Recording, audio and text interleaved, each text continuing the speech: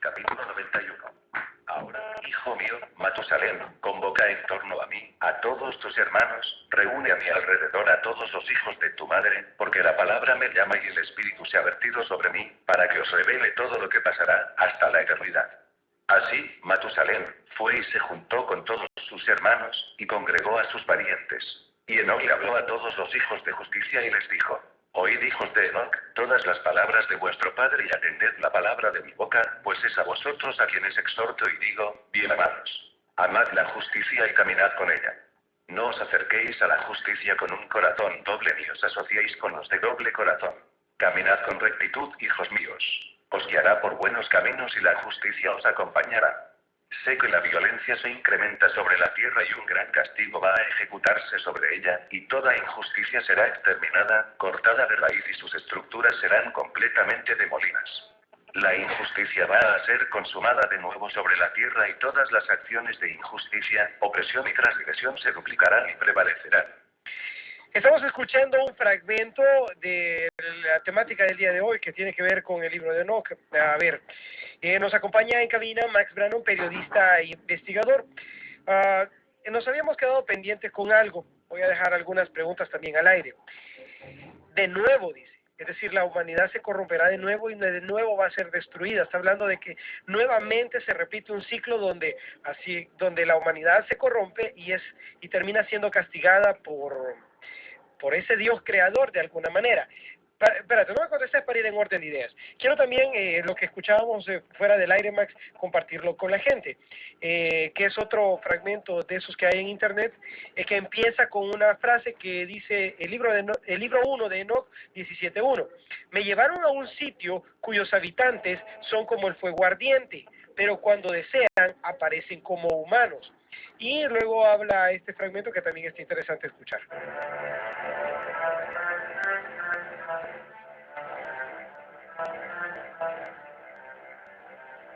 A partir de Caín y Abel y sus hermanos Awan, Set y Azura, la descendencia fue posible por lo que hoy llamaríamos incesto.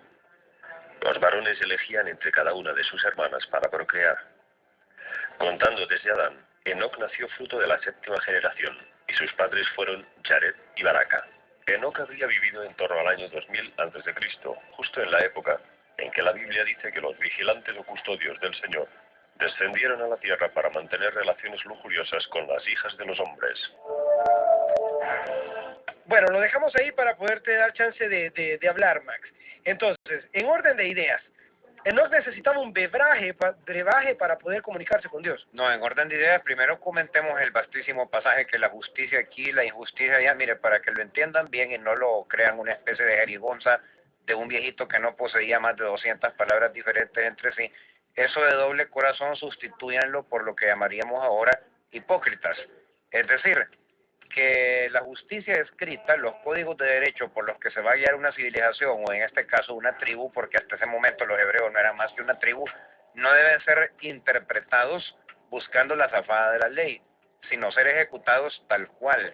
En otras palabras, Enoc prefiere la interpretación escrituraria, tanto para efectos penales como efectos de religión, sin sutilezas legales, aquella interpretación que requiere de muchos estudios de teología y andarle buscando significados alegóricos o simbólicos.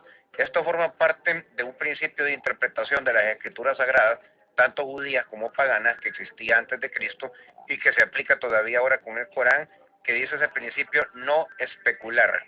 ¿Cómo se traduce esto de no especular? Si el sentido de un texto escriturario es claro, se ha de aplicar tal como está en él, o no abrazar esa religión.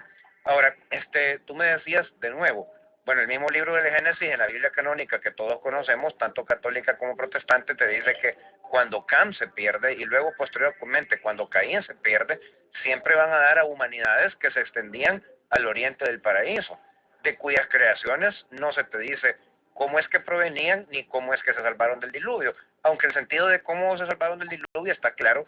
Se fueron a las alturas orográficas del planeta o también tuvieron sus propios noés. Pero esto significaría que Enoc estaba familiarizado con la noción no hebrea, sino oriental, de creaciones y desastres purificatorios sucesivos. Nota bien que Enoc, cuando habla esto de que la injusticia, la justicia, el doble corazón, o sea, la hipocresía, etcétera, no dice y Dios castigará, sino que dice, y la tierra será purificada de nuevo. O sea, utiliza una conjugación de la frase bien impersonal. O sea, en su modo de ver las cosas, no es que Dios necesita bicarbonato de iracundo que pasa todo el tiempo y de perfecto viejito fracasado que es, que hace algo y siempre le sale mal a saber cómo, no, sino que deja unas leyes invíditas en la materia, como una especie de programa en la creación misma del planeta, que hace que Gaia, la inteligencia del planeta, ella misma se encargue de corregir los programas virales que significarían aquellas civilizaciones o pueblos que la están echando a perder, pero ya él en forma directa no interviene. Ahora, te hablaba del brebaje al principio, él lo llama el ungüento divino. El ungüento divino era algo que se untaba en la frente, en el temporal derecho y en el temporal izquierdo, y te da por lo menos dos ingredientes. Dice que estaba compuesto por la piedra bezoar, que su nombre en árabe es el mismo, y por semillas o polen del paraíso. O sea que supuestamente él conservaba todavía semillas de alguna planta o de todas ellas del paraíso o un polen muy especial. El problema que hay con la piedra bezoar es que fíjate la descripción que te da el libro de Enoch, te dice que es piedra ardiente. Y como todos sabemos, pues las piedras son. Si algo hay que es ardiente es un tizón de carbón y eso ya no es piedra propiamente, ¿verdad? Ni te lo puedes poner en la frente porque te quemaría. Pero era algún tipo de piedra o de mineral, tal vez electrónicamente activo o radioactivamente, puede que haya sido pechblenda, que es una forma impura de uranio que lleva tanta mezcla de plomo que no produce cáncer en las personas, y cuando te aplicas un mineral que lleva mucho uranio, pero también impurezas, da una impresión de calorcito, tanto dentro de la piel como en lo que es la propia dermis. Ahora, en cuanto a las semillas del paraíso o el polen del paraíso, esto es teoría Max Brano, no lo dice claramente el libro de Enoch ni la Biblia, pero yo pienso que haya podido ser algún polen tipo LSD, ¿verdad? Que lo ponía en onda, ¿me entendés? Y la sensación que le daba era de tal calor que por eso él lo llamaba piedra ardiente. Es curioso, ¿y en qué me baso? ¿Por qué? Porque los cultos de brujas, por ejemplo, perseguidos por la Iglesia Católica durante el Renacimiento y a todo lo largo del Medioevo, como tenemos las actas completas de la Inquisición, tanto católica como protestante, porque les cuento, hubo Inquisición protestante, que también mató judíos, y mató árabes, y mató católicos, y mató más brujas que brujas mataron a los católicos. Los católicos no tenían la obsesión por las brujas, sí tenían la obsesión por las otras religiones. Como tenemos estos códigos del proceso que se les hacía a estas señoras que eran practicantes de la religión primitiva de Europa antes de que hubiera cristianismo, sabemos el procedimiento que utilizaban ellas para disque salir montadas en escoba. Ellas mismas dicen que se untaban algo debajo de las axilas, a la altura del ombligo, en los pechos, debajo de los oídos y en la frente. O sea, fíjate, el mismo procedimiento que utilizaba Enoch. Con esto no estoy diciendo que él contactara con el diablo.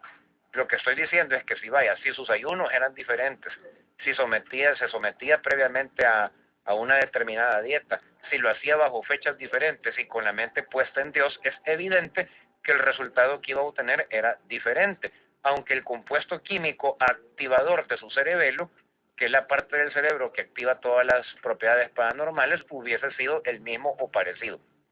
Ahora, es importante esto cuando posteriormente nos lees un párrafo donde el mismo libro de Enoch dice que fue llevado a un lugar donde los habitantes parecían como llamas, pero si querían podían mostrarse como humanos. Esta es teoría Max Brannon también.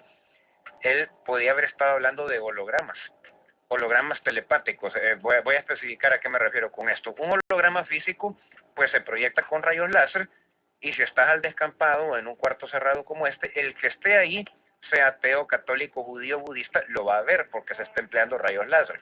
Ok, pero ¿qué pasa si la vista de aquellos primitivos no la querías espantar, no los querías alejar del lugar sagrado donde los tenías bien ubicados, o el viejito, porque estamos hablando de unos viejitos patriarcales ya provectos, ¿verdad? Realmente no les daba la vista. No podías utilizar rayos láser porque te era improcedente.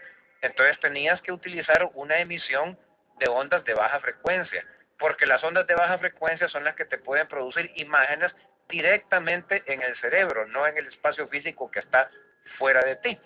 Eso sigue siendo un holograma, porque solo tú lo ves y metes la mano, no hay solidez ahí. Vaya, si ves un ángel con alitas y todo, no vas a tocar nada, porque es algo que está solamente en tu mente. Pero como ese ángel o enviado de Dios está en alguna nave, en una estación espacial, en otro planeta, en un planeta, de alguna parte está saliendo esa emisión, Si quiere él mostrarse directamente, se teleporta. Y una teleportación ya no es un holograma. Una teleportación es la persona físicamente presente que bajó por una emisión de ondas que fueron reconstituyendo todas sus moléculas una por una en fracciones de segundo. ¿Dónde entran las posibles relaciones con extraterrestres o ángeles caídos? Bueno, es que Enoch profetiza la víspera de e inmediatamente después un fin del mundo, llamémoslo así, que para su tribu se dio en los alrededores del Monte Hermón.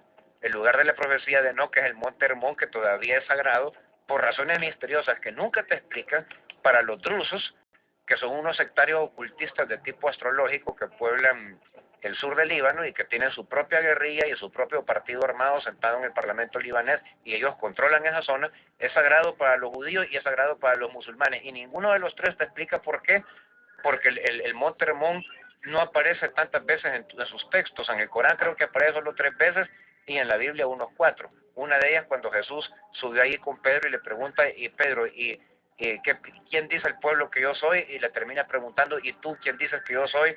Y Pedro le dice, tú eres el hijo del Dios vivo. Esa es la 4ª vez que aparece el Monte Hermón. No era tan importante en la Biblia. Sin embargo, para la gente que vive ahí en sus alrededores todavía es importante, muy importante. Peregrinan a su cumbre y es donde se sospecha que vivió Enoch con su pueblo. Pero lo importante es esto: hay un lugar del libro donde él a estos ángeles les dice, miren, ¿y yo cómo sé que ustedes son quienes dicen ser? Ustedes demonios podrían ser, o espíritus del desierto. Muéstrenme que realmente vienen del Padre. Entonces le muestran aquella escalera que ve Jacob en Betel y él sube por ella. Pero fíjate bien qué interesante la manera de subir que te plantea Enoch, porque él no te dice que va dando un pasito, piecito para arriba, como quien sube una de estas escaleras del centro comercial, sino que se pone en la planta baja de la escalera y la escalera lo sube. Y dice, y fui arrebatado a través de los océanos y las nubes, y la curvatura entera del disco de la Tierra. Te habla del disco de la Tierra. Un tipo que tenía todas las razones para pensar que era plana como una mesa. Exacto. Y entonces, y fui llevado más allá de la estrella polar, a la velocidad del relámpago, y aparecí delante del trono de Dios, que es como la cúpula del rastro de los cielos. Pero desde allí se mueven todos los astros y el tiempo y la historia de la Tierra, y descansa sobre un mar de bronce y de platino. O sea, perdóname, pero vaya, si no dijo estación espacial es simplemente porque la terminología no existía en su época, y a continuación pasa a describirte el Padre Eterno en los mismos términos en que lo hace, por ejemplo, Daniel o Ezequiel en sus respectivas profecías, que lo que te pintan es un buen señor sentado en un trono radiante, todo lleno de tableros de control, de lucecitas y con el rostro velado por un mar de vidrio. Ahora, porque usa esa expresión, mar de vidrio, que luego la reproducen tomándola de él directamente, Daniel y Ezequiel. ¿Qué podría ser un rostro velado por un mar? Pero antes de eso, quería preguntarte, ¿qué posibles teorías hay a dónde lo pudieron haber llevado? La ubicación en el espacio, ¿dónde estaba? Bueno, mira, hay como 3 teorías de los ufoteólogos clásicos. La teoría de que simplemente fue llevado a otro planeta, que en aquel momento estaba colonizando la Tierra, o de una u otra manera tratando de tender puentes de comunicación estratégicas con el pueblo judío para convertirlos como en el civilizador de esa zona, y después ellos bajar, custodiados por el pueblo judío, tenidos como dioses, pues gobernar aquella zona tranquilamente y explotar minerales o lo que sea que quisieran hacer. En cuenta colonizar todo el planeta, y querían utilizar a los judíos como vanguardia. Otra teoría dice que en realidad fue trasladado por una civilización demoníaca, y que nosotros, la civilización actual y todas las civilizaciones que nos han precedido desde el tiempo de Enoch, somos de naturaleza demoníaca, y la profecía misma de Enoch es demoníaca por el hecho de ser apócrifa. Esta corriente la sostienen sobre todo autores protestantes muy calvinistas y de la tendencia monoteísta que se parece al judaísmo y al islam, en el sentido de que no aceptan la Trinidad. Estos son los llamados sabelianos. Entre ellos están los testigos de Jehová y otros descendientes de la herejía de Arrio, porque para este tipo de autores la civilización es mala. La civilización es demoníaca en sí, porque no puedes tener civilización sin la explotación de los muchos por los muy pocos, sin la esclavitud, sin las guerras genocidas, sin los holocaustos, sin todo lo que hemos hecho en el planeta, y que la Biblia te dice que ocurre vez tras vez tras vez, o sea, la profanación de la obra de Dios. Y hay una tercera teoría también dentro de los ufoteólogos clásicos, que te dice de que realmente estos eran remanentes de civilizaciones tecnológicas del pasado terrestre, de atlantes, hiperbóreos, lemurianos, etcétera, y no fue raptado a otro astro, sino que fue raptado al reducto de civilización tecnológica que quedaba en algún punto de la Tierra. Puede haber quedado en Antártida. Cuando dice que más allá de la estrella polar, Bueno, es que más allá de la estrella polar puede haber sido que la trayectoria la trazó él hacia el hemisferio norte, ponerle hacia la zona que hoy sería Laponia, Noruega, etcétera. En tal caso nos debería poder hablar con rectitud material de esta interpretación que hubiera excavaciones arqueológicas en la zona. Lo que pasa es que actualmente, ¿quién va a hacer excavaciones arqueológicas en la zona polar si los arqueólogos y antropólogos que tenemos reputan que esa zona es poblada únicamente por pueblos nómadas que se limitan a andar arrastrados por renos y cazando osos? Ahora, pero quiero hacerte ver que en tiempo de los nazis y de los fascistas, ellos sí encaminaron hacia el Polo Norte expediciones e hicieron excavaciones arqueológicas ahí, y la fama es, que yo no respaldo, pero es la fama que respaldan los famosillos de internet con estos documentos que sacan a saber de dónde, que encontraron restos de platillos voladores y naves fosilizados. Ahora, ¿yo por qué no lo creo con tanta sencillez? Porque bueno, si tenían toda esta tecnología de transferencia procedente del más remoto pasado, ¿por qué no ganaron la guerra? Tendría que haberla ganado, pero hay que tomar nota de que existe esta leyenda de las expediciones de los arqueólogos nazis a una zona del mundo donde normalmente se reputa que solo pueblos primitivos han habido. Y está la cuarta teoría, la de Max Brannon. ¿Para qué fue raptado Enoch y Elías y Eliseo, de quien también hay sus respectivos apócrifos, y otros profetas que luego te salen diciendo todo lo que va a venir hasta la eternidad, como bien dice Enoch en el capítulo 1, párrafo 1 que leíste? Pues el propósito principal de estos raptos es como darle al pueblo de Israel el mapa de cómo se debe conducir entre los demás pueblos hasta que la civilización en la que estamos y están ellos termine, de manera que ellos dejen que los demás se destruyan y sean ellos los que quedan, no por destrucción de los demás, sino que porque fueron los vivos que supieron ponerse a cubierto de las consecuencias catastróficas que los demás con su mal comportamiento iban a desatar. Entonces quiere decir que estos no solo eran astronautas, eran también tiemponautas. De alguna manera habían explorado el tiempo hacia el futuro.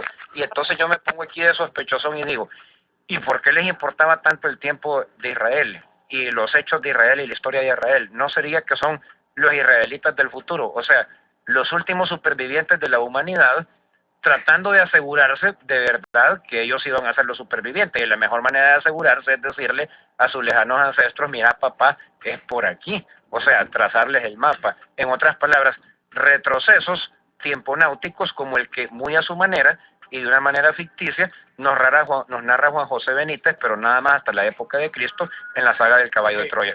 Max, vamos a continuar el próximo jueves, si las energías nos lo permiten, y retomemos esta parte. Me pareció muy interesante. ¿A dónde lo pudieron haber llevado? ¿Qué era una nave espacial, una estación espacial, un planeta? Hablar acerca de ese Dios, y también, pero no me contesté, que es la mara picada. Y la otra pregunta que te voy a hacer también, ¿a qué se refería con el apocalipsis? ¿Al apocalipsis que venía en el diluvio, o al apocalipsis que nosotros vamos a vivir, o a un apocalipsis todavía más adelante? Porque como habla de... Solo eso último te quiero responder porque es puntual. Apocalipsis es una palabra griega que significa revelación, y no revelación de cualquier cosa, sino principalmente de lo que va a venir, de los tiempos futuros. Entonces los apocalipsis es un tipo de literatura que en el pueblo de Israel, en el cristianismo primitivo y en el islam se estila cada vez que el profeta que supuestamente escribe, o en nombre del cual escriben transcriptores muchos siglos después, pero que supuestamente han mantenido su profecía por la vía oral, están viviendo el derrumbe de una civilización, y los que están alrededor de ellos quieren tener una idea de en qué tipo de terreno les va a tocar florecer después si es que sobreviven. Llegamos tarde. Frecuencia Paranormal, buenas noches. También llegamos tarde. 2283-2506 y 07, llamen ahorita porque ya nos vamos. 2283-2506 y 07. Aquí está una llamada. Buenas noches. Se te corta, amigo. 7147, proba cualquiera de los dos números. 2283-2506 y 07. 2283-2506 y 07. Mientras tanto, desde ya, Max, gracias por habernos acompañado, gracias por haber dado esta disertación. Nos vemos el próximo jueves para continuar un poquitito más. Como no, y búsquense en cualquier librería esotérica. Hoy actualmente en las evangélicas más completas también está a disposición alguna de las tres traducciones, cualquiera de las tres, generalmente muy bien comentadas del libro de Enoch. Buenas noches. Hola, amigo. Hola, hable. ¿Qué tal? ¿Qué quiere compartir, amigo? Nos vamos, Max. Decías que estaban ahí. Sí, en algunas librerías evangélicas, las que son de tipo más completo, más eruditas, que no solo tienen literatura para predicar, sino también para cultivarse y para documentarse, hay más de alguna de las traducciones del libro de Enoch, generalmente muy bien comentadas. En otras palabras, en el pasado fue un libro esotérico porque estaba oculto. Hoy, como ya no está oculto, no es esotérico, simplemente es un libro apócrifo que no está en la Biblia, pero sí está citado por la Biblia. Damas y caballeros, esto fue Frecuencia Paranormal. Mi nombre es Luis Dordel y nos vemos la próxima semana. Hoy se quedan en Nación Hip Hop con DJ Negro. El monoteísmo deriva de la Biblia. El libro de Enoch precisamente llama a los paganos que son monoteístas, entre los cuales me encuentro yo, noaquitas. ¿Por qué noaquitas? Porque son aquellos que en vez de obedecer los 10 mandamientos, obedecen las leyes de Noé, que el libro de Enoch enumera, y que según los rabinistas, o sea, los estudiosos del judaísmo institucional académico, pueden ir desde 7 mandamientos hasta 23, según lo estricto que quiera hacer. Hay algunos, por ejemplo, no comprendidos en el decálogo. Por ejemplo, no ingerir ningún tipo de sustancia que se incorpore al organismo y que sirva para estimularlo. Así tal cual, no te dice que tiene que ser alucinógena. Entonces, por ende, queda comprendido los alucinógenos, pero también el alcohol, el café, cualquier cosa que sea como una ingesta que no es alimenticia, sino nada más recreativa, eso no vale. Lo que te metes en el cuerpo tiene que ser porque le va a hacer un bien o para curarlo. Luego te dice que para el tratamiento médico del que quiera seguir las leyes de Noé, le es lícito recurrir a todas las ciencias, pero menos abrir el cuerpo. Entonces, fíjate que esto sería un gran aval para las medicinas alternativas, porque si te fijas, la característica de todas las medicinas alternativas es que ninguna es quirúrgica, ¿verdad? Y eso, por ejemplo, le molesta mucho a los doctores de la medicina iatroquímica actual y en general a los curas católicos, que no porque su fe se los enseñe, sino porque la mayoría son graduados de altos estudios en Europa, la misma civilización europea los ha acostumbrado, pero es una costumbre, no es algo que digan los doctores católicos, a creer que solo la medicina de universidad vale. Otra enseñanza que te da el libro de Enoch, por ejemplo, es que víspera de un gran viaje, de una guerra o de algo que sea importante en tu vida, no te has de encomendar a mancias. Las mancias son distintas de los agoreros espiritistas o todo lo otro que condena la Biblia, porque una mancia sería simplemente, por ejemplo, que tires una moneda, que te leas a ti mismo el café o los dados o los fósforos, ni eso. Y el libro de Enoch te da la razón, porque te dice, porque bástete meditar y orar y confiar en Yahvé y confiar en tu propio valor. En otras palabras, puesto en buen salvadoreño el que es perico de quieres verde. Okay. Entonces te da toda una ética que puede seguir hasta incluso alguien que no crea en Dios. Okay. Y según los doctores rabínicos, y esto es uniforme en todos los doctores rabínicos, quien sigue al pie de la letra la ley de Noé se salva. Tiene todo lo necesario para salvarse, aunque no sea cristiano, ni judío, y ni siquiera haya creído en Noé. ¿De qué más habla el libro de Enoch? ¿Cuál es la parte de morbo de los extraterrestres? Enoch supuestamente, según la genealogía que da el libro y la genealogía que da el mismo Antiguo Testamento, era el tatarabuelo de Noé.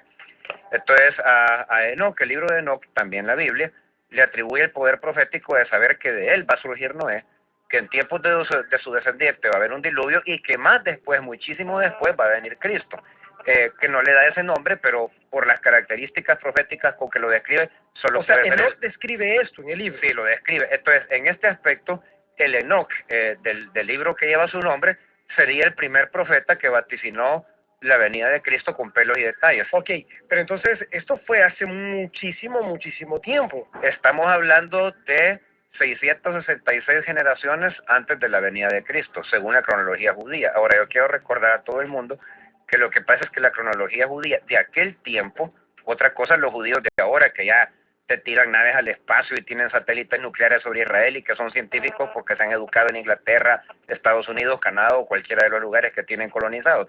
Pero una generación es la manera más inexacta de hablar en términos de tiempo, porque si tu pueblo ha conocido la paz y tiene un periodo que tiene prosperidad, no está siendo atacado por los enemigos, etcétera, pues la generación puede durar 80 y tantos años, 100 y tantos de años, o, ¿por qué no? Yo no tengo ningún empacho en creerlo, 150, 160 o hasta 200 años. Yo recuerdo estando pequeño en el Liceo Salvadoreño, llegaban aquí cables en distintos años, sobre todo la prensa gráfica, de viejitos que hallaban los soviéticos en lo que hoy es Azerbaiyán, Kazajstán y todos los aquí no están, que se independizaron cuando se desmoronó ese imperio, que según las crónicas parroquiales de la Iglesia Ortodoxa griega o del Islam al que pertenecían, tenían 200 años, 183, habían conocido las guerras napoleónicas, habían participado en ellas.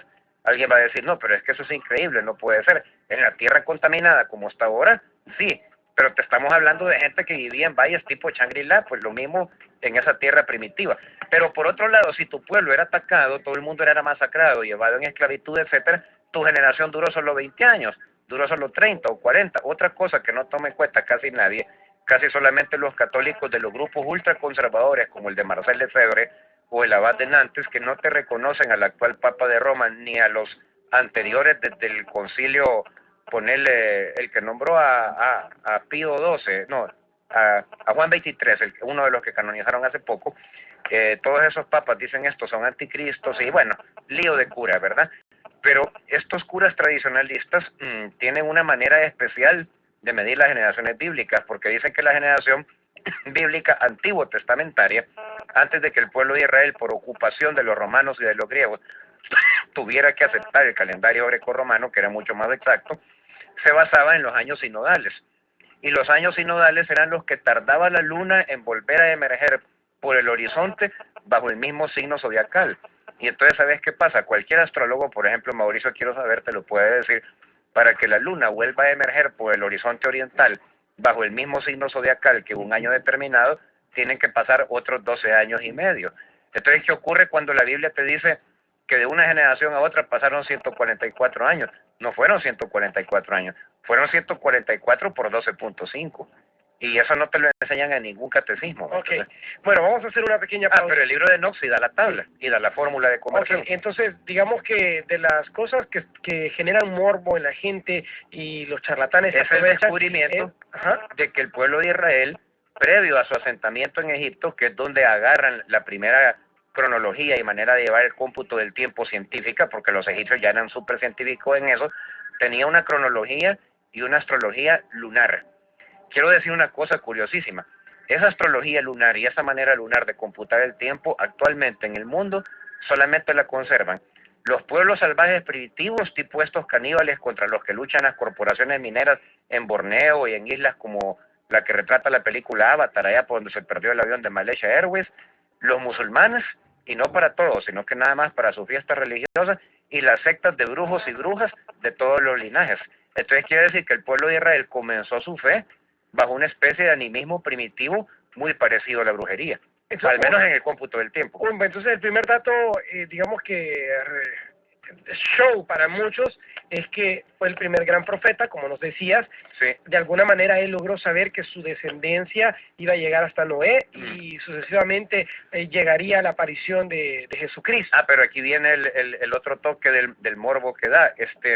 Enoch habla que para poder hablar con Dios y para poder comunicarse con Dios se tiene que hacer un brebaje y un preparadizo especial.